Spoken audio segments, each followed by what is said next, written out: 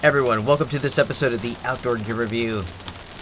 This is a testing grounds episode, and this is my second morning here at Lone Wolf Mountain, and to be honest, this is not where I expected to end up. I'm in the back of my truck, and that's because the tent that I brought with me to test out failed, and it leaked so badly the day before that I didn't trust sleeping in it again. So, yeah, here I am. Let me tell you, this has been a fun trip. I've tested out some really cool gear. And with that being said, let's go to the beginning and start from there. Everyone, thank you very much for joining me for this trip. Let's do this.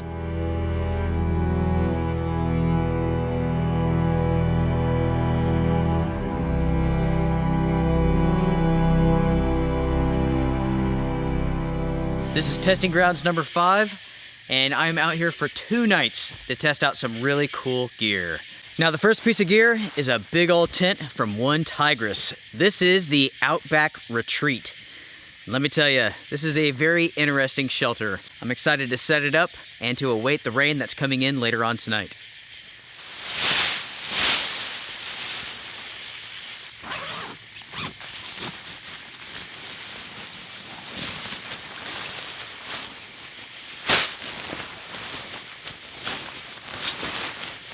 The first thing that I'm doing here is making sure that this tent is zipped up 100%. This is a tick-infested area, so I need to make sure that nothing can crawl inside of this shelter. Most of the time, I do this before I package the tent up after I've dried it, but I was in a hurry to get this done after the last time that I used it.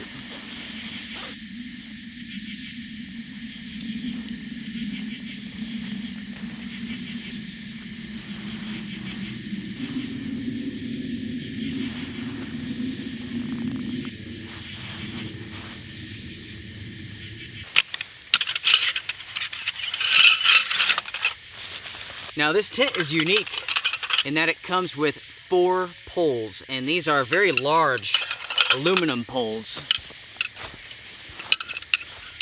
You can check those out.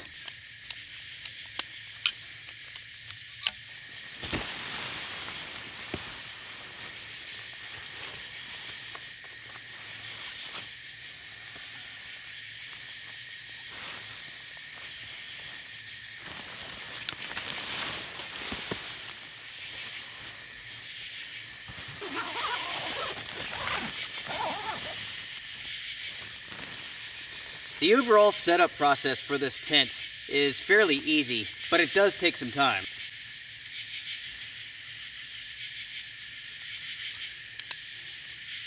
Because there is a high chance of rain tonight, I'm going to lower this side so that it slopes so water can pour off the top. Now for this side, I'm using trekking poles. This tent comes with 4 poles, and in truth, it needs 6. And also, it needs quite a few more stakes to really set this thing up properly. With this side, I will do the same thing as I did on the other side. I will slope this. So that the water has a direction to go, so it doesn't pool on top.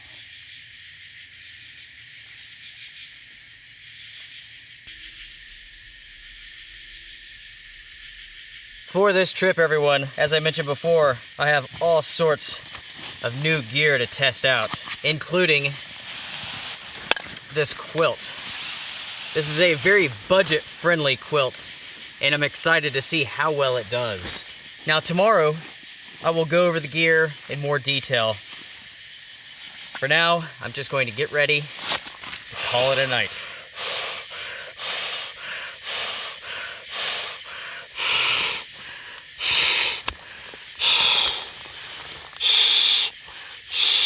I'm inside of the tent, ready for sleep to come soon. It is about 12:30 right now. I'm a little bit amped up from setting everything up and whatnot, so I think it's time to start a movie. Let's see what sort of stinker I have on here. I like watching garbage flicks, you know what I mean? But maybe this time I have something that's okay. I think I will start the movie Frailty. It's pretty good. If you haven't seen it, it has Bill Paxton in it and Matthew McConaughey. Pretty wild story, really. Definitely give it a watch. I've seen it before many times. But yeah, in the morning, we'll go over some more gear because there's a lot to this. There's a lot to everything that I brought with me. We'll take a look more at this tent because this is pretty wild. This tent has 4 entrances. 1, 2, 3, and 4. I want to know, is water going to touch the mesh when the vestibules are extended? Or does it have to be zipped up? I don't know. We will find out together with this trip. For now, everyone, I'm going to start the movie, call it a night. I will see you all in the morning. Good night, everybody.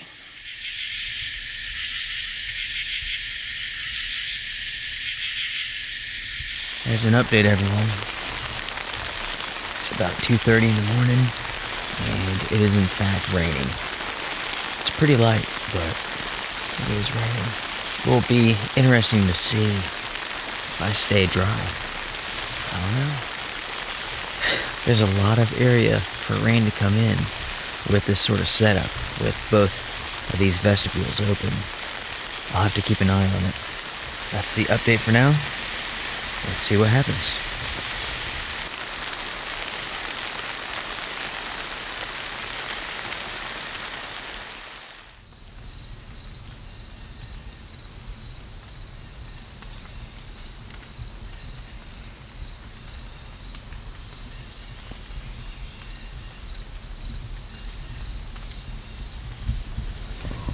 Good morning, everybody.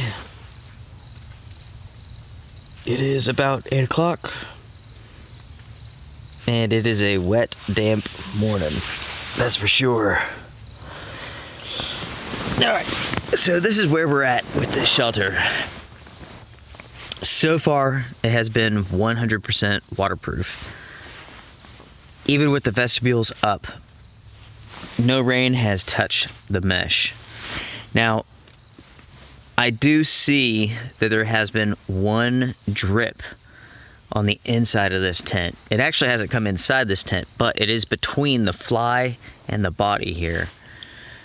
So I'm a little bit concerned if it becomes really heavy, this tent could potentially leak. Outside of that, the tent is 100% dry. The airflow for this tent is amazing. I slept great, listened to the forest. It's still drizzling just a little bit of a mist, but it's not bad. And temperature-wise, it feels great. Right now it's around 54 degrees. It definitely feels good. My insulation layer for the night is a product from a company called OneWind. And so far I'm impressed with this. This runs like around 60 bucks, 70 bucks, something like that. And it's pretty impressive. It reminds me a lot of the Swagman roll from Helikon-Tex, but it's quite a bit less expensive. It has a hole here, which you can unsnap, and you can wear this like a poncho, just like the Swagman roll. Speaking of which, my review of that is coming up soon. But yeah, folks, I've stayed warm and I stayed dry, and it's time to get up. The first thing that I'm going to do is set up a tarp. That way, if I have to seal this up, I can. There is a chance of thunderstorms later on today and tonight, so we might need to. Also, everyone, my idea to slope the vestibules was a good one, but it didn't work out very well. The materials for this tent stretched, and so did the guy lines. So the water did end up pulling on both sides. So I will have to put some more tension on those lines.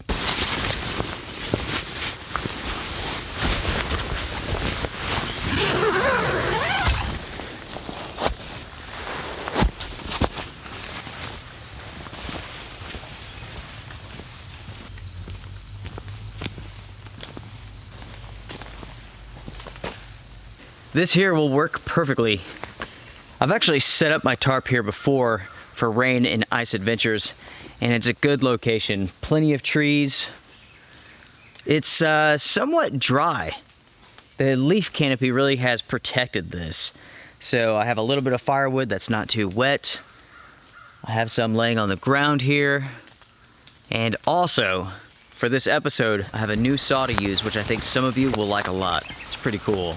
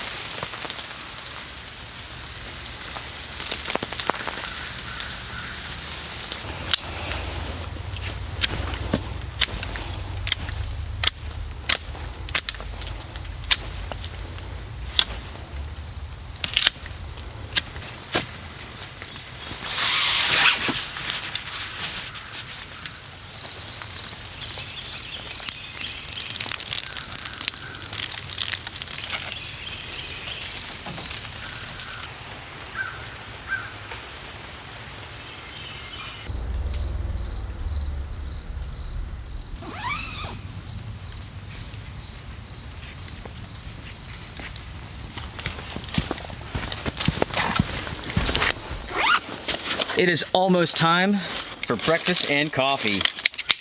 And let me tell you, I'm starving. Now, as you all have seen already, my truck is right over there.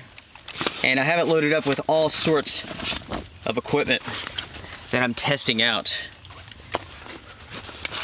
With that Outback Retreat tent, that alone is just about impossible to carry on a backpacking trip. The weight's not bad, it's the size. It's a very large tent.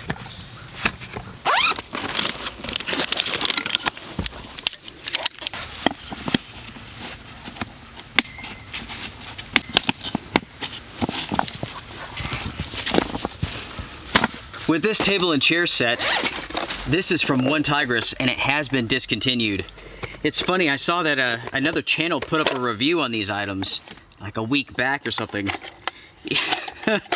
Maybe they didn't do their research or something, but yeah, these items have been discontinued and they will not be coming back out onto the market, according to OneTigris. I've had so many emails about these since I did my review quite a while ago. It's a shame because these are good products. The good thing is that they're not entirely unique. You can find replacements online. And I plan to actually go out and pick some of those up so I can review them for you all. The stove that I have here, I have a review on. I can't remember the name of this. It has some lettering on the top, but I don't think that's the name of the company, if I remember correctly. This is not a bad stove. This is the older model. The newer model has legs that like unfold, but these are welded into place. So yeah, I like the stove a lot. It's very inexpensive. It works well. My cook set for this adventure is from Soto, and this is the Thermostat Cook Set. This thing is so cool. Check this out. You have all sorts of pots, insulators, and whatnot, and then it all goes together. You have another pot, then you have an insulator on the inside. Keeps everything nice and warm. It's awesome, it really is. Soto is a Japanese company, and they make some very unique products. They can be pricey, but the quality is always really good.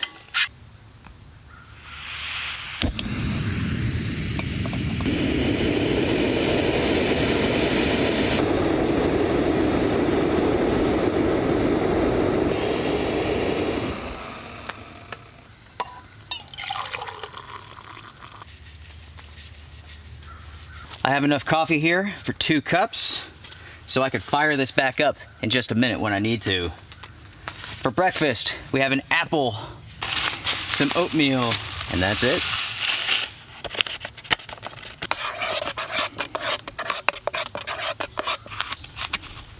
So today there's a chance of rain, high near 70. Right now it's probably 62 degrees, it's warming up a little bit. Winds around 10 miles an hour. Chance of rain 50%. Tonight, rain likely, patchy fog. Low around 53. Winds 3 to 5. Chance of rain 70%. So that's what we're looking at. So it doesn't sound like it's going to be a washout, and that's a good thing. There is quite a bit that I want to do.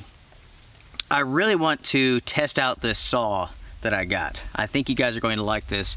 I've used it once before and it really impressed me. And the saw is really for my overlanding kit, not backpacking or anything like that. For this trip, I am leaving tomorrow morning. I have to go home, and that's because it is my son's birthday. Lucas is 18 years old. How about that, everyone? 18. Wow. He's a man. That is so incredible. That means that my daughter is 20. She's in the Navy. She is deploying in 5 days, something like that. And Lucas is 18. I've done it. Mission accomplished, everyone. The kids have grown up. Cheers to that. Cheers to Lucas. Woohoo! Go, Lukey. His future is very bright. I tell you what, I'm very proud of him. Some of you all know this. He works at a grocery store, and he's been there for quite a while. And one thing that I absolutely love about Lucas is, like, he's such a gentle soul, but at the same time, he really stands up for himself. An example of this is, a few months ago, his boss was in a bad mood and said something sly to him, and that really rubbed my son the wrong way. So he ended up talking to him and told him that he didn't appreciate his boss talking to him that way, and it's pretty awesome. Way to go, Lukey. I tell you what, that is one of the best things that anybody can learn, is how to stand up for yourself, you know? You dictate how people talk to you, and you will decide what you will put up with in life. And already he has a good start. He's not going to take any crap, and I think that's awesome. For you all, for the younger generation, I recommend that you always stick up for yourself. If someone says something, don't put up with it. And what I mean by that is this. I'm not saying that you go punch them in the mouth or anything like that. Violence doesn't settle anything, and also, it's just going to get you in trouble. So, you have the decision about who you hang out with, the people that you are around. If someone says something you don't like, you can leave. Your life is in your hands, and the decisions are yours. So,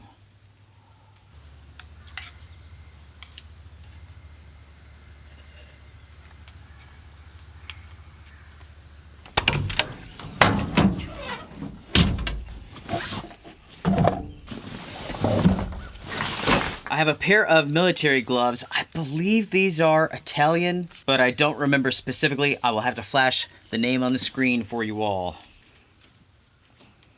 I have a product that I've begun testing out sometime back, but I haven't used it in a while. This is the Soto Lantern. It runs on butane, and this is pretty cool. We will use this later on tonight. Next, we have the S-Wing Sportsman Axe. Now, a viewer sent this in. You know who you are. Thank you very much. It's funny, I've been wanting one of these for a long time, and finally, I have one. How cool is that? So this is for my overland kit.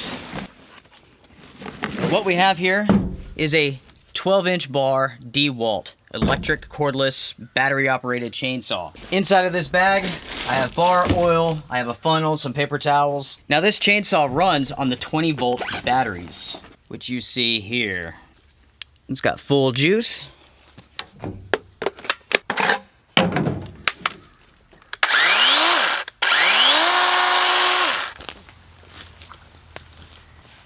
Okay, so we're gonna start right about here. I'm standing above the cut, not below it. Otherwise, when you cut, this will fall towards you.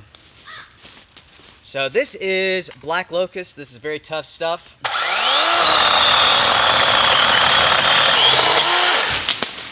Okay.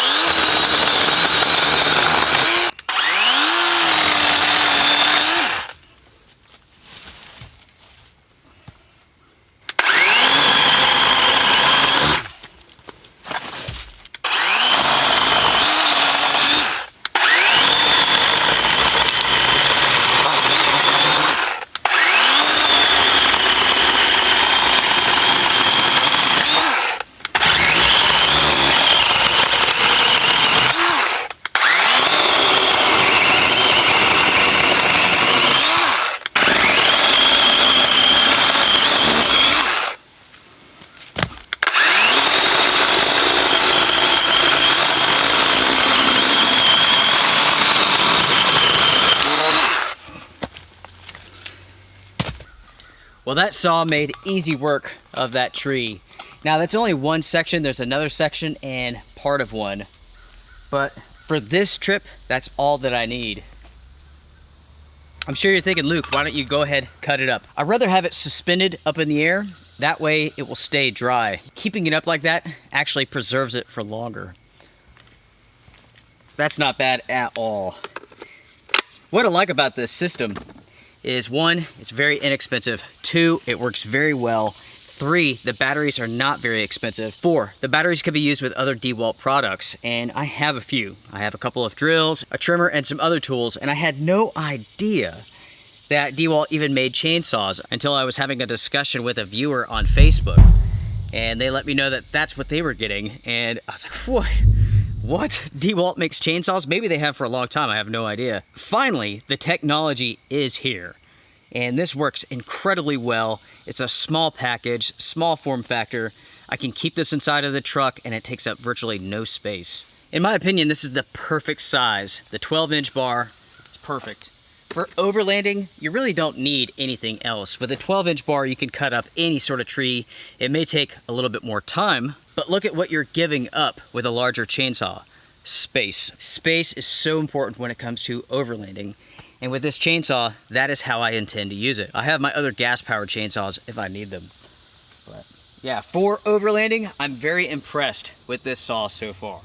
Now, with these gloves, I'm not very impressed. Well, you can take a look and see here. They have absolutely shredded. The rubberized coating that was on the outside completely came off. Yeah. I'll be able to see that there. It just rubs off. Do not buy those. They're crap.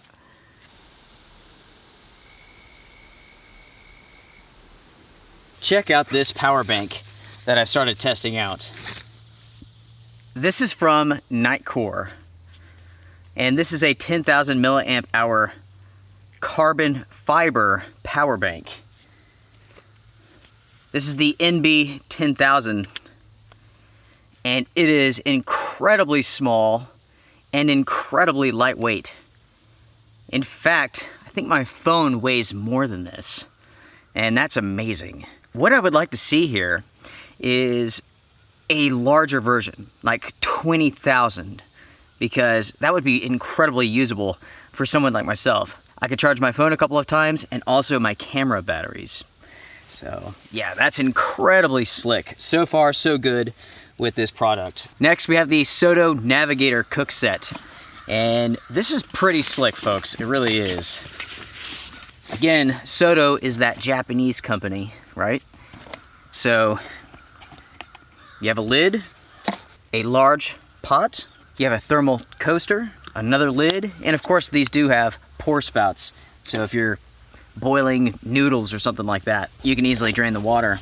You have a pot cozy on the inside. It has a handle so you can hold it so you don't burn your hands. You have a smaller pot, and you have this here to grab the pots with. And this one is spring action, and that really makes it nice and easy. Taking a look here at the quilt, this is a rather impressive item, I have to say. It's very much like a poncho liner. You have a hole here.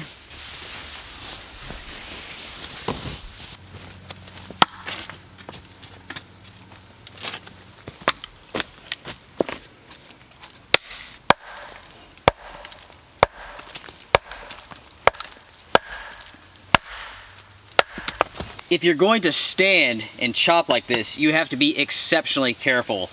You have to control your swing every single time because there's a high probability of getting hurt if you don't. If you're experienced, go for it. If not, do not do this. Go ahead and get on your knees and chop that way.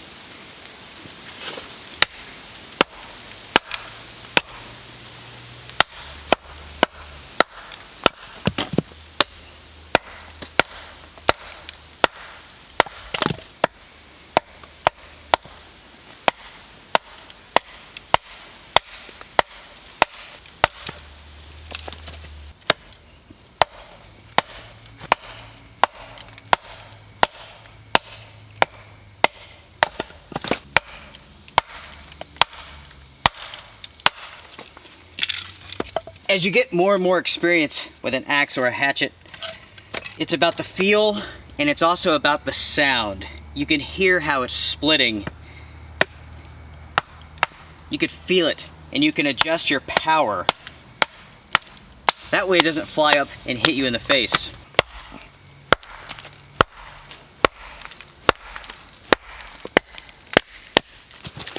Now you can see how dry that is in the middle, but on the outside it's fairly wet from last night's rain.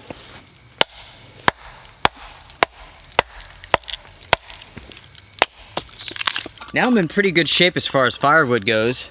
I have enough small stuff, medium size, and large stuff to take me through the night. As far as the performance of the Sportsman hatchet, or Sportsman's axe, it did pretty good. Now this is not the sharpest blade in the entire world, but it definitely gets the job done. I will have to put a custom edge on this later on. Again, to the viewer who sent this in, thank you so much. I really do appreciate it.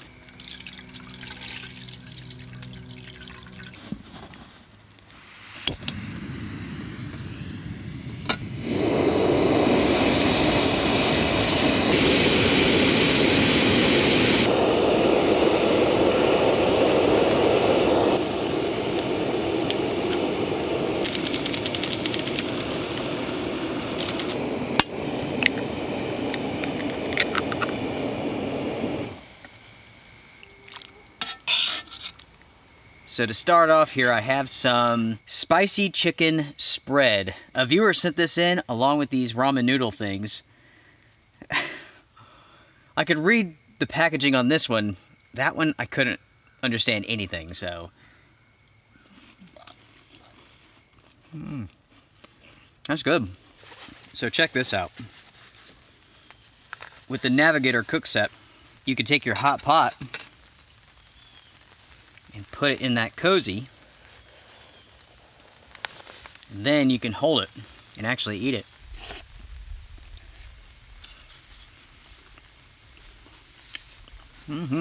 That is an awesome combo. The noodles, the broth, the crackers, and the spread, that's really good. Thank you so much to the viewer who sent all this in. I really do appreciate it. And folks, I want to say this. I appreciate everybody who watches these videos. You all are awesome. Thank you so much for joining me for these trips. I'll tell you what, this is a very simple trip to do. Just go out, basically. You're car camping, essentially. Bring anything that you want to, do some gear testing, hang out under a tarp, in the rain. Oh man, nothing is better. I woke up this morning and there were some deer, probably like 4 or 5 of them, running across the ridge. It's a great way to wake up. Let's see how waterproof that tent really is. You know what? I forgot my rain jacket. I should probably go get that now.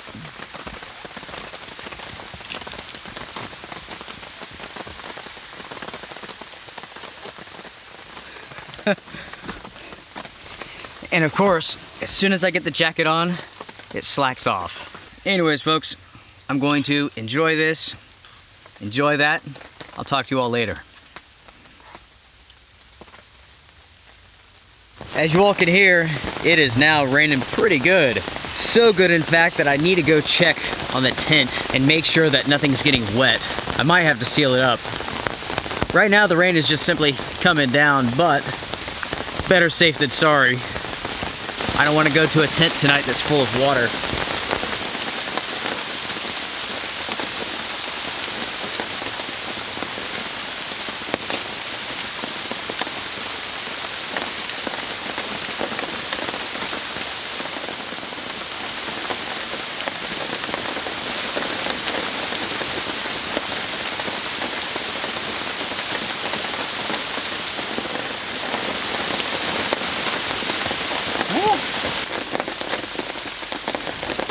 I went ahead, closed everything up. It should be good to go. Now, I am worried about that center seam because there does seem to be an issue there. I saw another drop of water forming, and that's underneath the fly. Another issue is with the fly itself and the vestibules. The way that it's cut, it forms basically a bowl on both sides where the water pools, and there's nothing that you can really do about it unless you want to have like an extreme angle. One side super high and one side super low.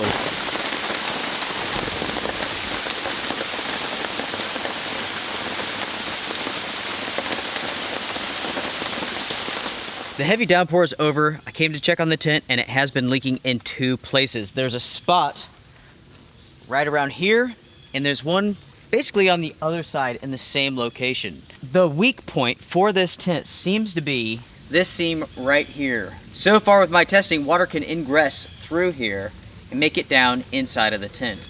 You can see this area right here. Those water drops are on the inside of the fly.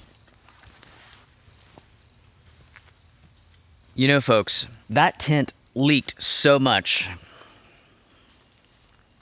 that I'm contemplating not sleeping in it tonight. That rain shower lasted maybe 20 minutes, moderate at best, and my sleeping pad was absolutely soaked. Now, I went in there, wiped everything up, it's fine, but if it really rains tonight, if there's a thunderstorm, I'm not sure if I could prevent myself and my gear from getting wet. So, because of that, I'm going to switch over to the truck, put everything in there, I'll just sleep in the back, and we'll just leave this tent out tonight to see how well it performs, to see how much water is in it. That sounds like a good idea to me.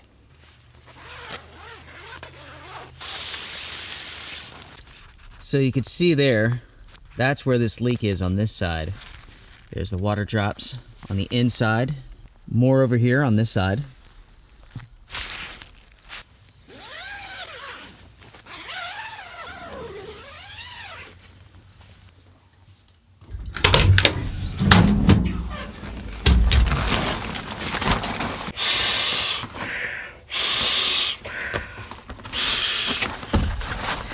I let the air out of this earlier because I suspected the tent would leak, and it did.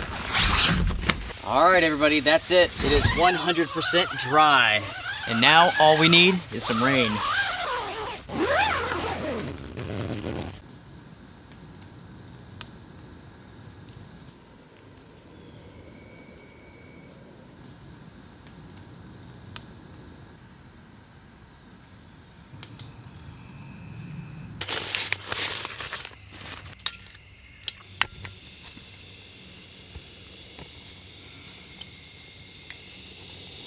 That's maximum brightness right there.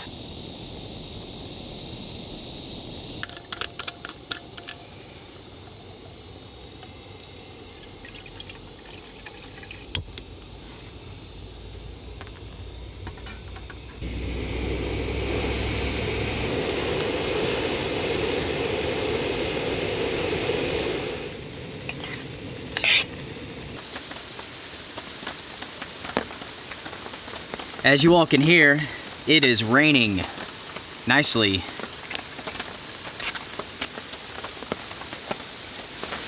All right, the rice is done. Frying pan, olive oil, shrimp. Oh yes. Shrimp cooked in olive oil. It's so good. It is so incredibly good.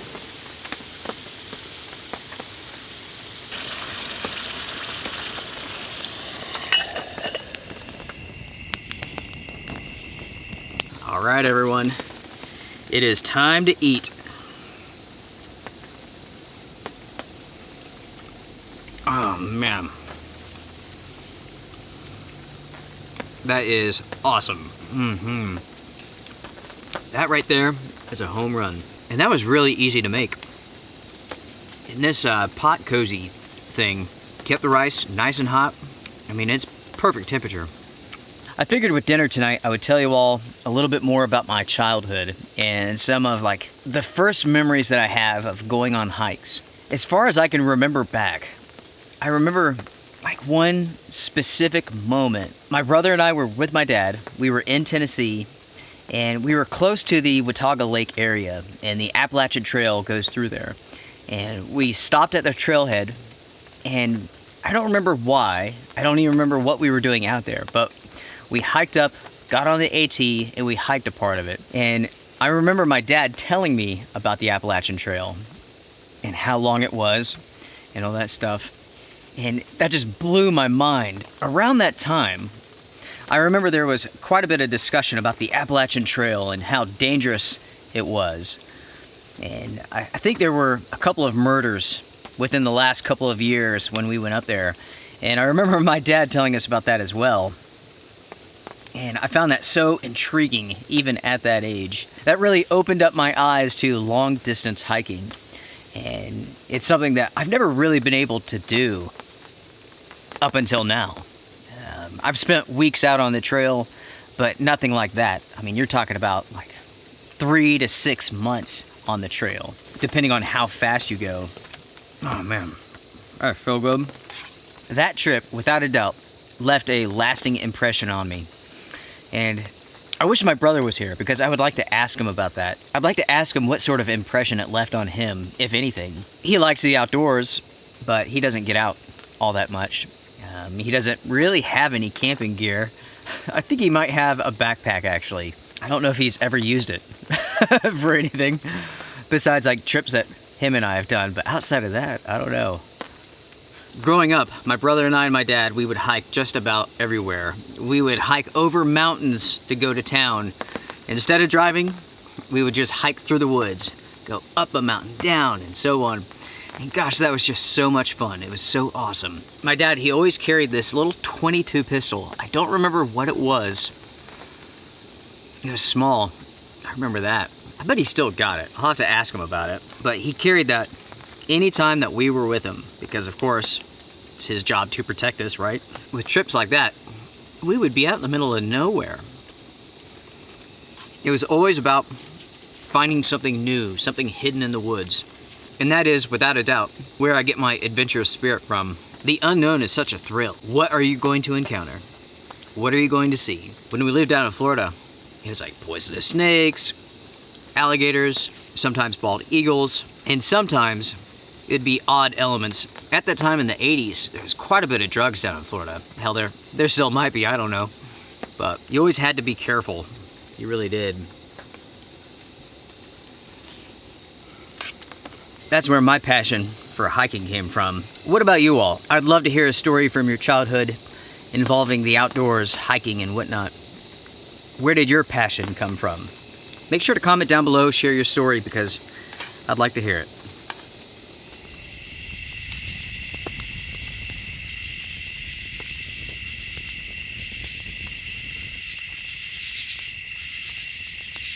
Well, everyone, I'm inside of the truck for the night. The fire's out. It's misting just a little bit. And now we await the rain. They say after roughly 11 o'clock, the rains are supposed to kick in. So, yeah, we shall see. It's a shame. With that tent, I simply do not trust it enough to keep me dry. That's why I'm in the truck. Again, with that rain shower that came through this afternoon, I mean, there was a lot of water inside of that tent.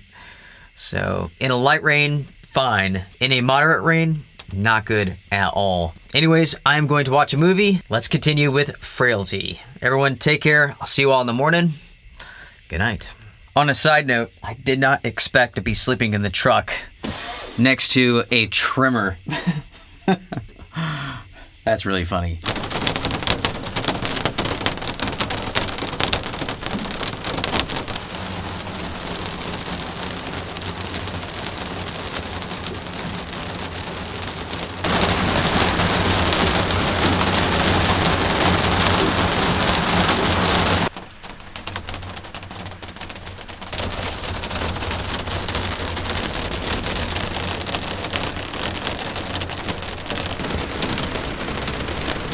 Good morning, everybody. As you all can hear, it's raining. And let me tell you what, this morning, it's rained. I'm interested to see how well the tent is done. It's funny, I never thought I would end up in the back of my truck with this trip. But the simple fact is that after yesterday, I don't trust this tent. And I'm not saying every single one has issues, but this one does. After that moderate rain event, My sleeping pad was soaked. It was absolutely soaked. And the other side of the tent, the floor was wet. It is what it is. Anyways, it's about 8 o'clock. It's time to get up and out. Let's do this.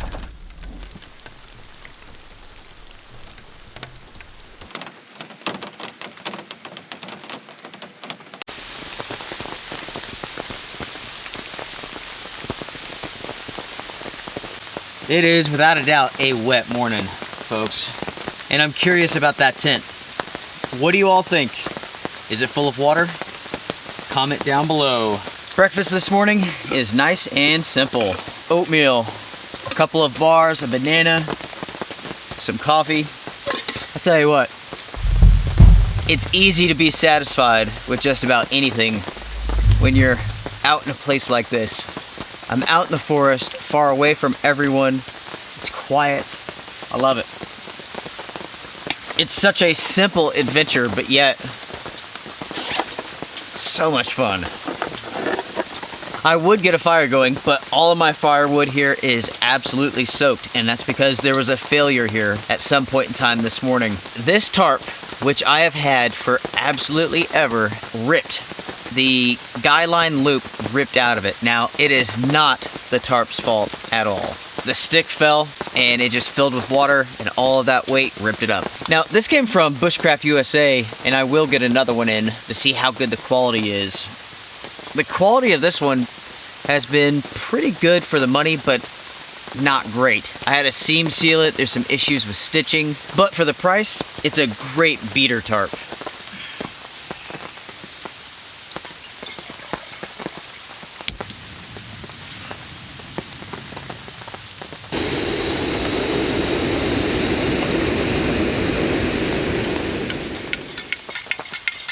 My friends, cheers.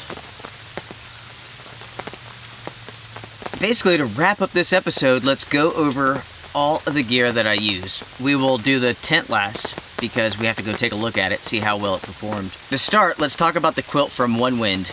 I really like that product. The price is good. I think it's like around $60.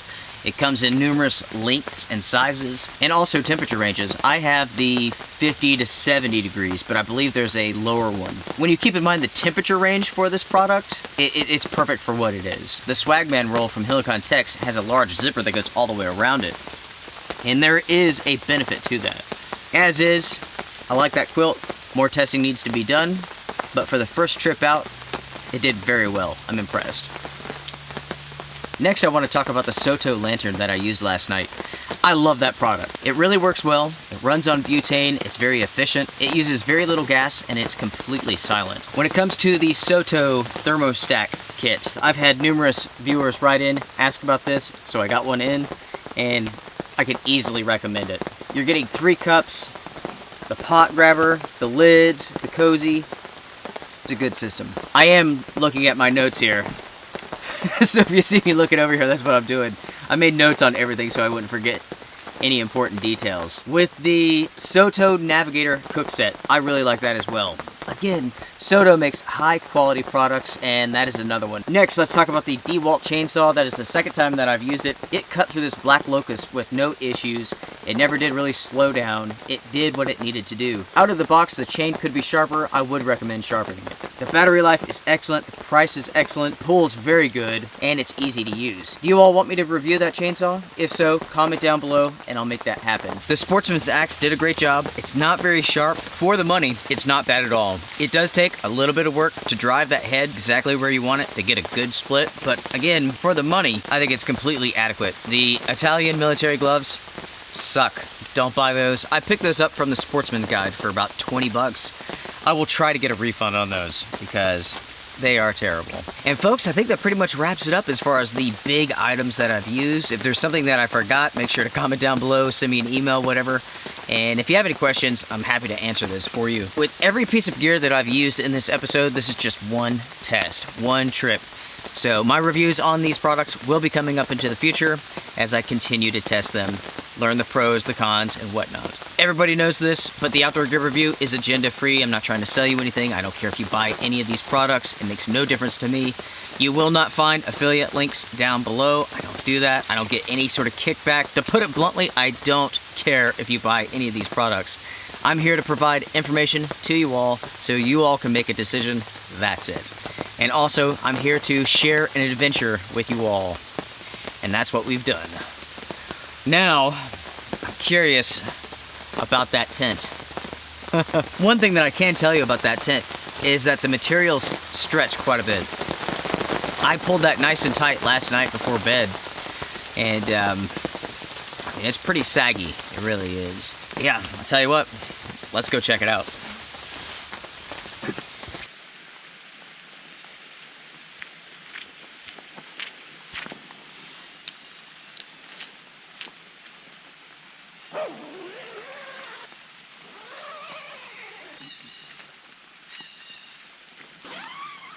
Let's take a look. So, as is, it leaked quite a bit, actually. There's water all over the place. We have pooling here, over here, here. You can see all of this is wet. Going over here, all of this is wet. We have substantial pooling over here as well. And some more over here. And that is what I experienced yesterday. This tent has an issue. Hopefully, it's just an issue with this one, right? I got a lemon. Hopefully, it's not an issue with the entire line. This is a tent that takes a little while to set up. It's not the most complicated, it just simply takes time, especially if you are going to open up the vestibules. Speaking of which, you have enough poles to set up the tent and one vestibule. Because of the design of the tent, it would be nice to get 2 more poles so you could open up both vestibules. I had to use trekking poles for this. Next, I don't feel that there is enough tent stakes included with this tent. In fact, I had to use some of my own to get this set up, especially with both of the vestibules open. The tent is very large, basically too big to put inside of a backpack, and also it is heavy. And because of those two facts, this is a car camping tent only, or maybe throw it on your ATV, something like that. As far as my testing goes and my first impressions, that's pretty much it. I continue to like OneTigris. I think their quality is very good. We have a slight issue with this tent that I think could be rectified with a new one. I believe this is just a lemon. I mean, it happens to the best of companies out there. My plan is to return this one, get another one, and begin testing all over again to see if there's any issues. For this episode of the Outdoor Gear Review, that pretty much wraps it up, everyone. In this episode, we've tested out a lot of interesting gear, some pieces that rocked, some pieces that failed, and some that absolutely sucked, like those gloves.